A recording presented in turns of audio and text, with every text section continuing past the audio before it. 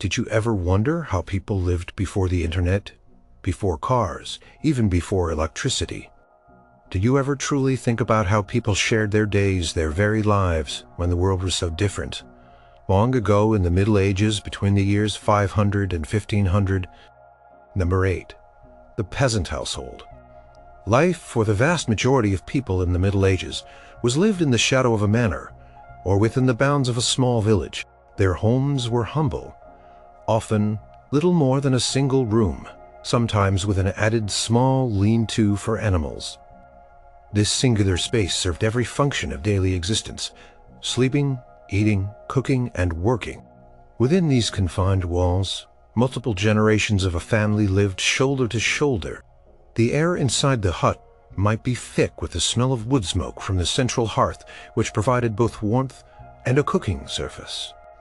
Sunlight filtered through small, unglazed window openings, often covered with shutters or oiled cloth to keep out the chill and rain.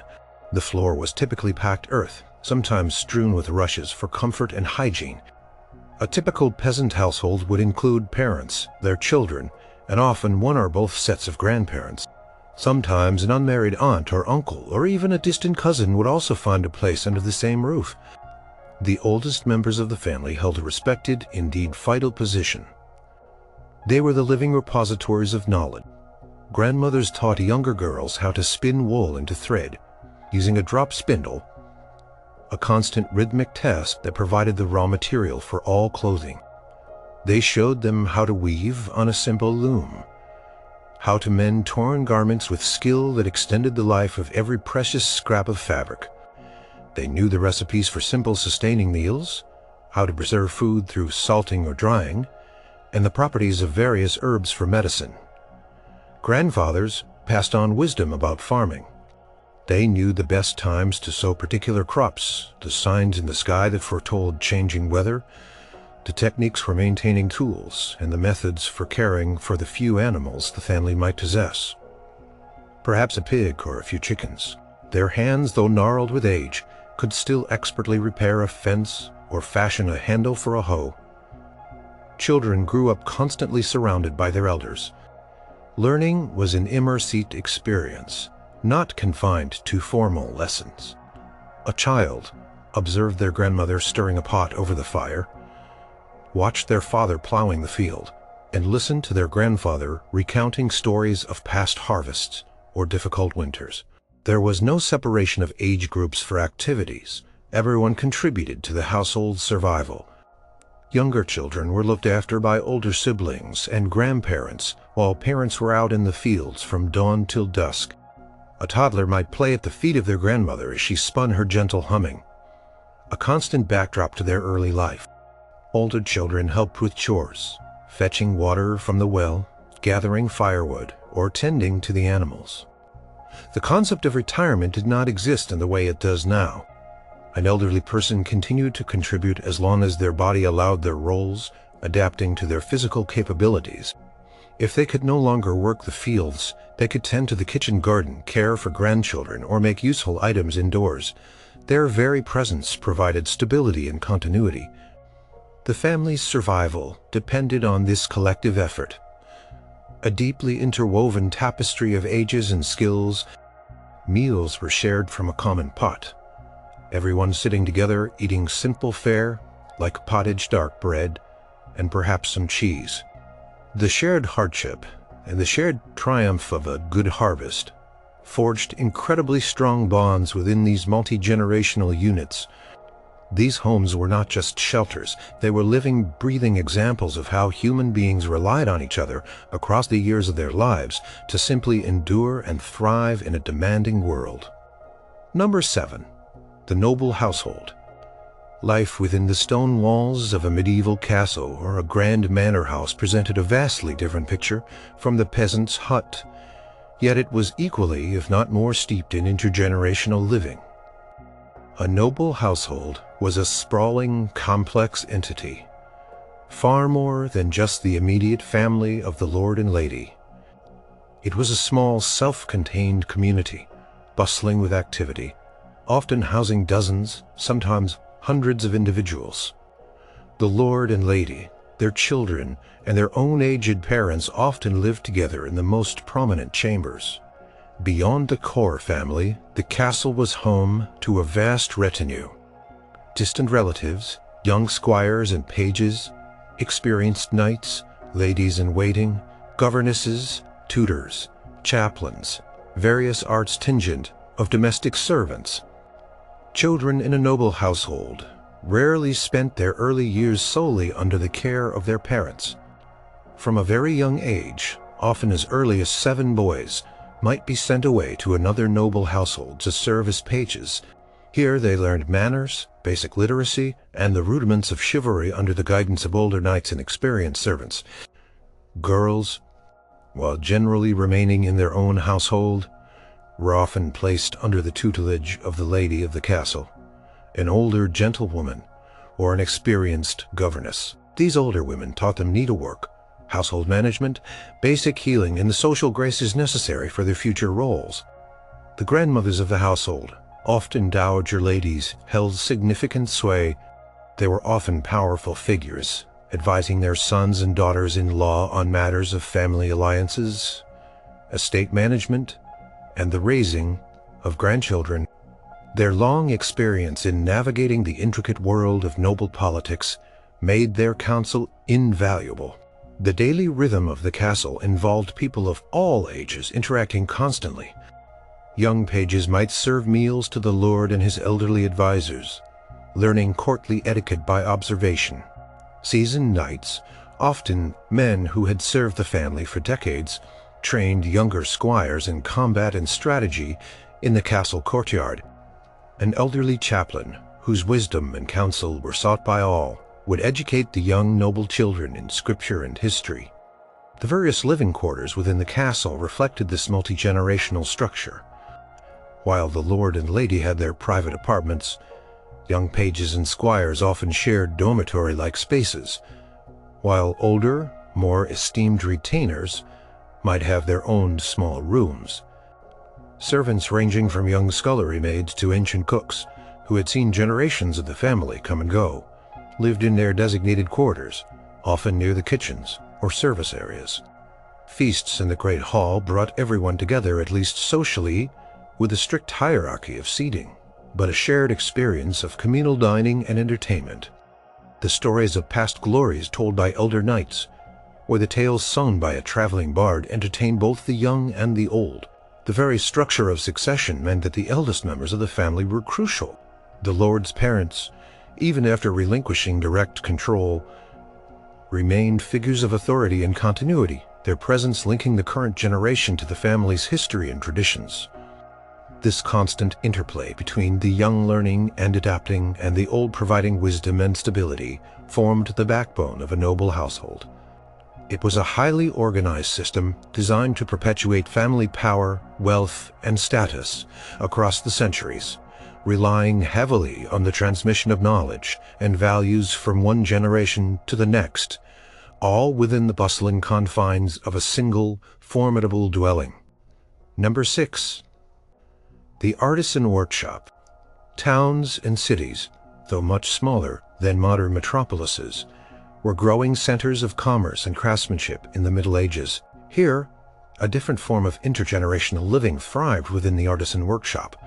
The typical setup involved a master craftsman, his wife, and their children, living above or behind the very shop where their trade was practiced.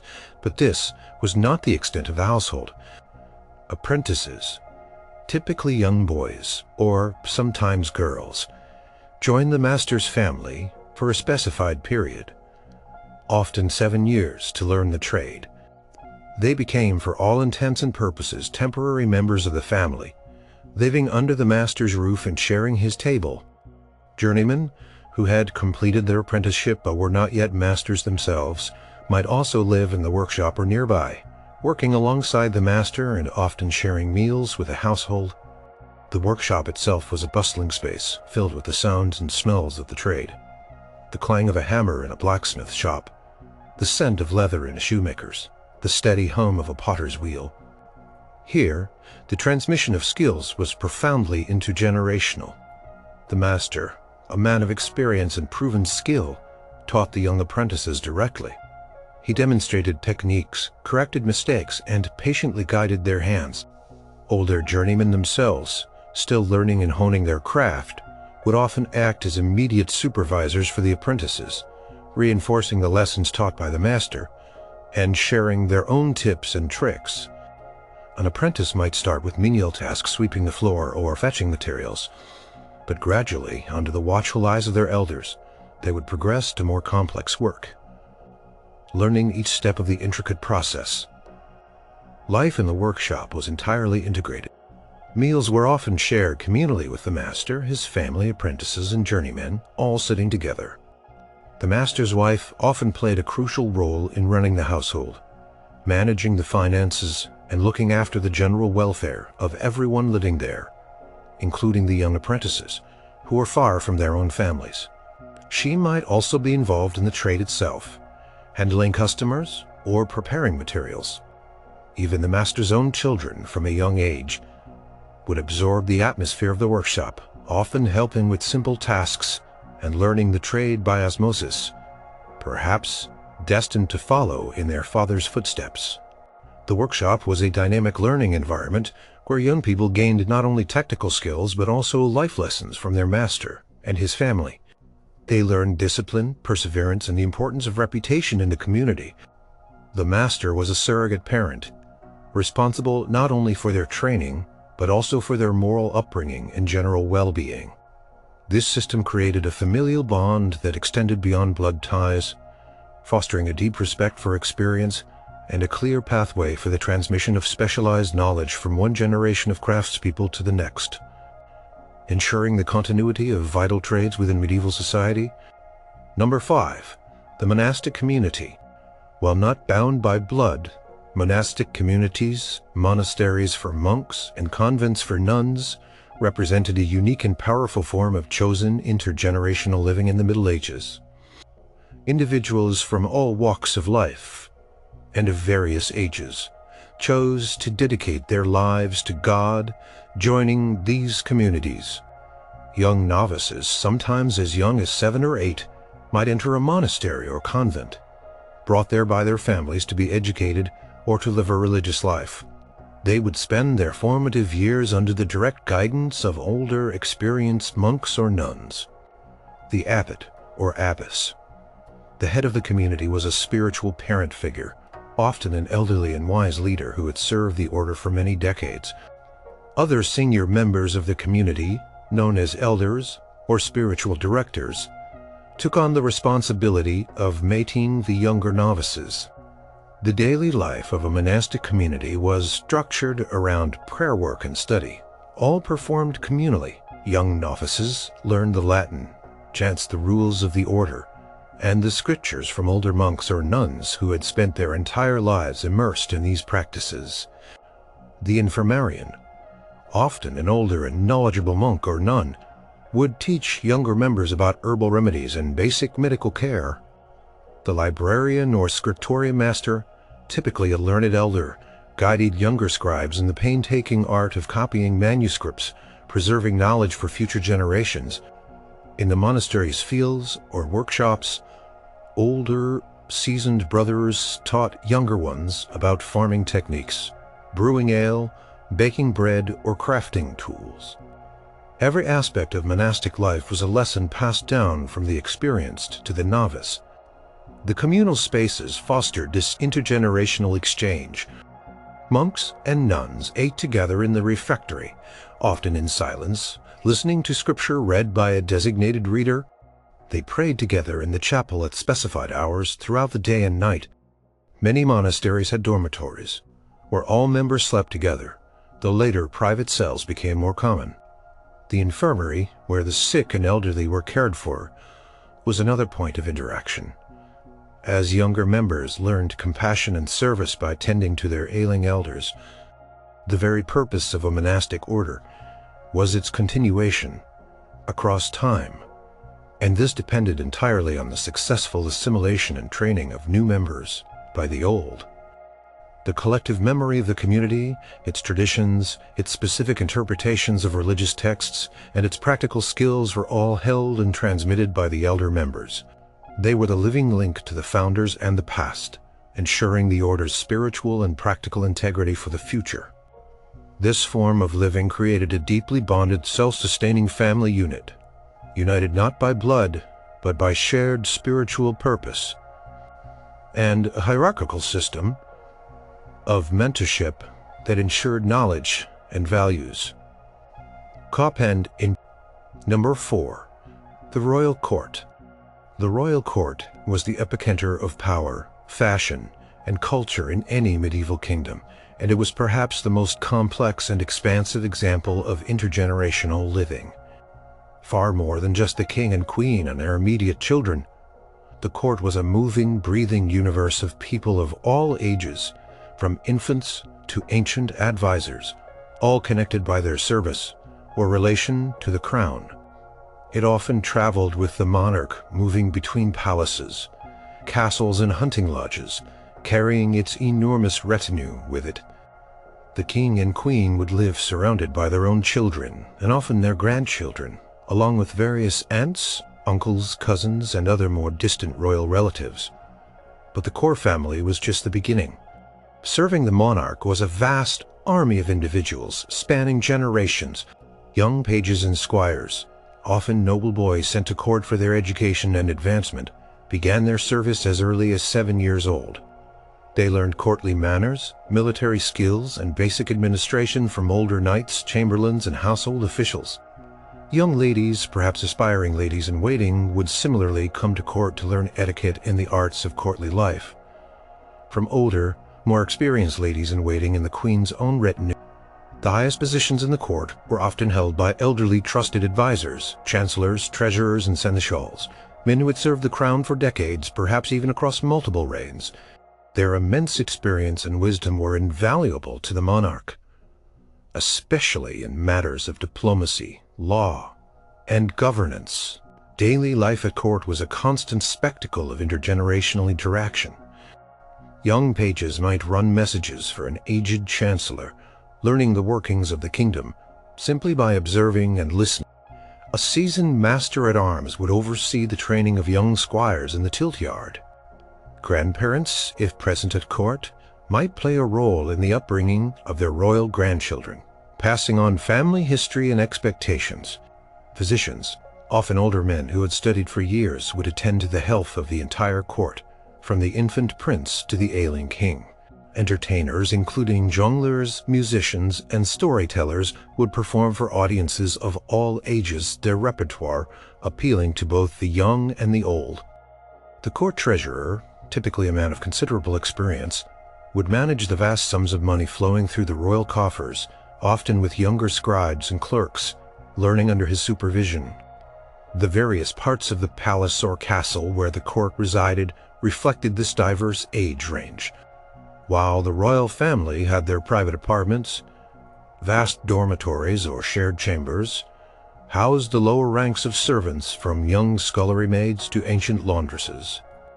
The kitchens, stables, and various administrative offices were places where generations of staff worked side by side, sharing knowledge and responsibilities. The continuity of the monarchy itself depended on the careful nurturing and education of the next generation of rulers, a task shared by parents, tutors, and a host of experienced court officials. The royal court was a living organism, always evolving, yet always anchored by the accumulated wisdom and experience of its oldest members, ensuring the traditions, power, and prestige of the crown were passed down effectively through the ages. Number 3. The guild and fraternity. While not always involving direct cohabitation, medieval guilds and fraternities fostered a powerful and pervasive form of intergenerational community, often function as extended families for their members. These organizations were central to urban life, regulating specific trades or crafts, but they also provided extensive social welfare and mutual support that transcended generation. A young man entering a trade would first become an apprentice, living and working with a master. As previously described, upon completing his apprenticeship, he would become a journeyman, and eventually, if skilled and fortunate, a master himself, joining the guild as a full member. This progression ensured a constant influx of young blood into the guild, mentored and guided by the established older masters.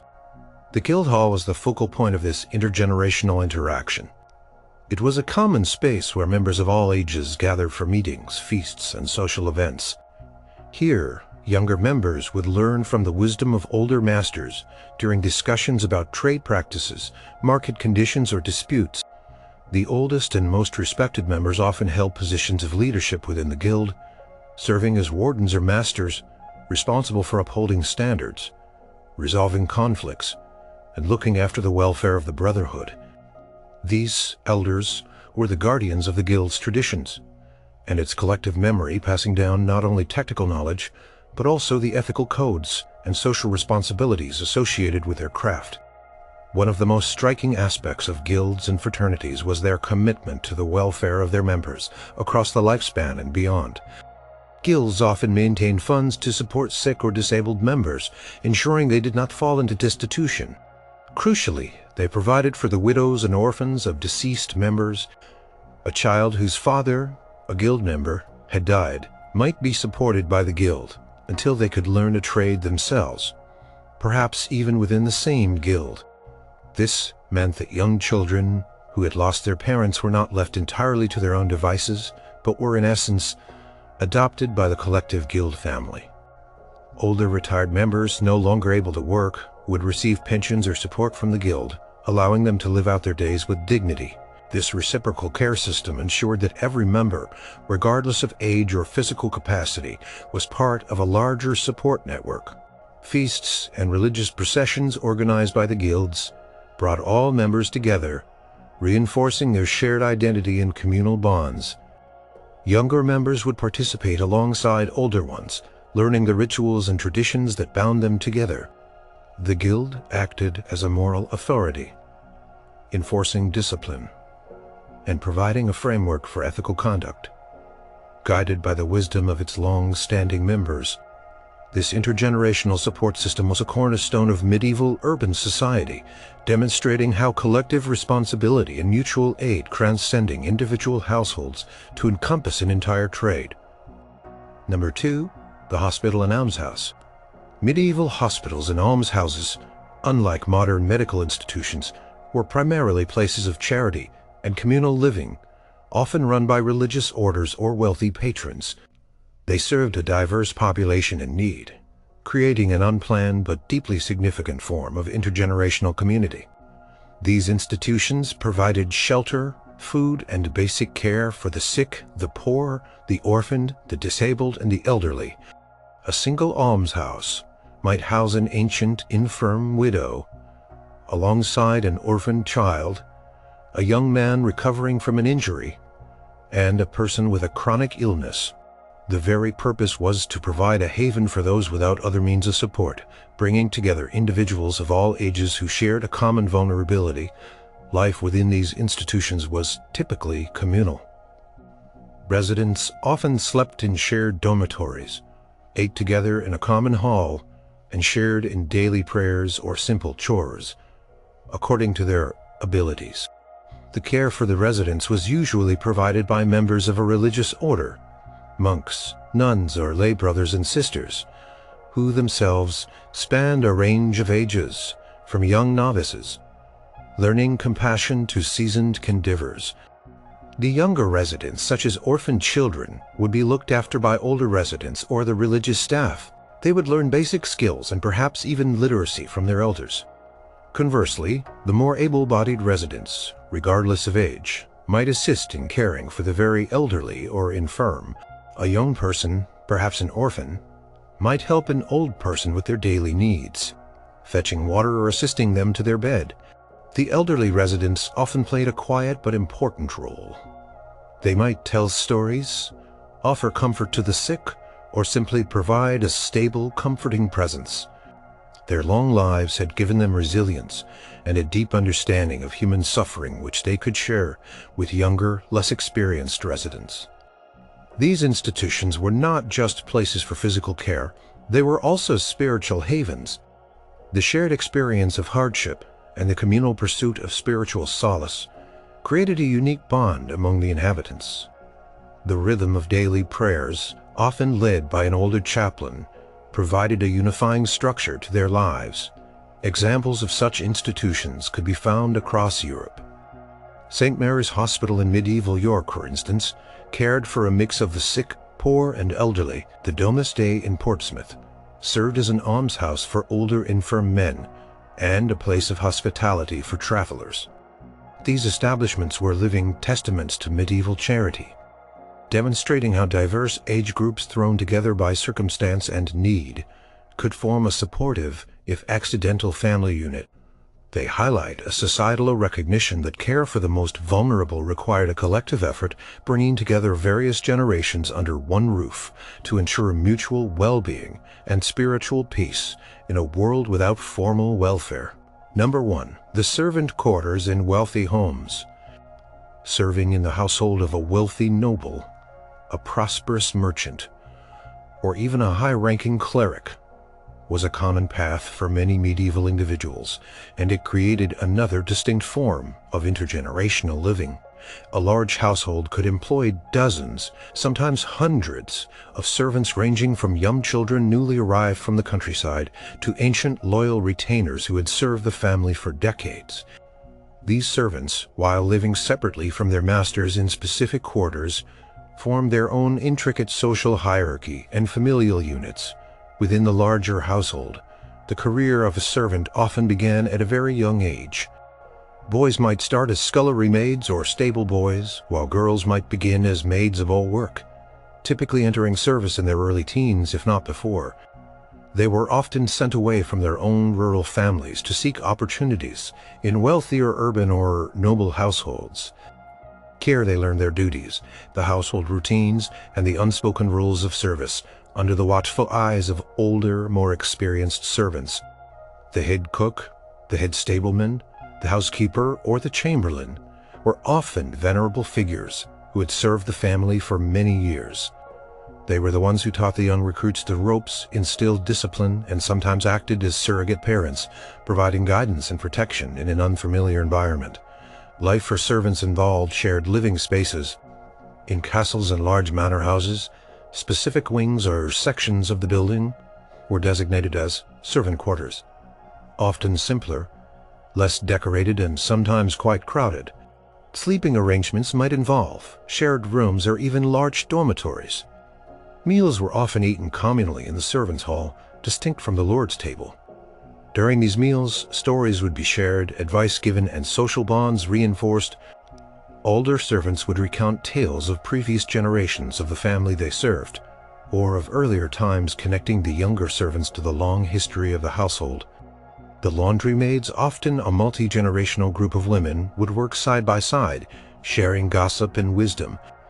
In the kitchens, a young kitchen boy would learn to chop vegetables under the supervision of a grizzled cook, whose hands bore the scars of years over the fire.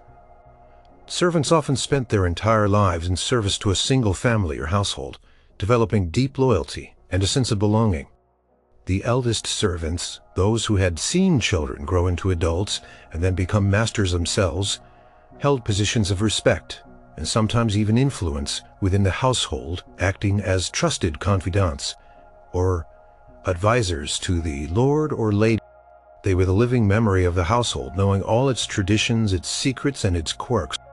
The continuous cycle of young recruits joining the ranks and learning from their elders ensured the smooth functioning of these large establishments. It was a system built on experience being passed down, creating a hidden, bustling, and profoundly intergenerational community, living just beyond the lavish lives of their masters. A vital engine powering the daily existence of the medieval elite.